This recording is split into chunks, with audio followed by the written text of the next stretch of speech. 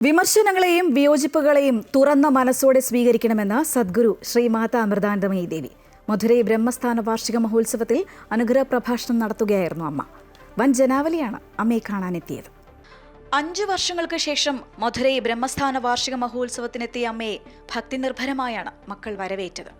അമ്മയെ തിരുപ്പരൻകുൻട്രം MLA Rajan Chellappa, income tax chief commissioner Sanjay Rai, chamber of commerce president N Jagadeesan, BJP സംസ്ഥാന secretary Rama Sreenivasan തുടങ്ങിയവർ ഹാരാർപ്പണം നടത്തി അനുഗ്രഹം തേടി. തുടർന്ന് അമ്മയുടെ ധ്യാനവും സത്സംഗവും ഭജനയും നടന്നു. വിമർശനങ്ങളെയും വിയോജിപ്പുകളെയും തുറന്ന മനസ്സോടെ സ്വീകരിക്കണമെന്ന് അമ്മ പറഞ്ഞു. ഏത് ദുരന്തത്തെയും സഹകരണത്തോടെയും സഹിഷ്ണുതയോടെയും കൂട്ടായ്മയിലൂടെയും നേരിടണമെന്ന് അമ്മ മക്കളോട് ആഹ്വാനം ചെയ്തു. സഹജീവികളോടുള്ള സ്നേഹത്തിലൂടെ മാത്രമേ ദൈവത്തിനോട് സംവദിക്കാനാകൂ എന്നും അല്ലാത്ത പക്ഷം നമ്മുടെ ജീവിതത്തിൽ അതിന്റെ ഇരുൾഛായ പടരുമെന്നും അമ്മ ഓർമ്മിപ്പിച്ചു.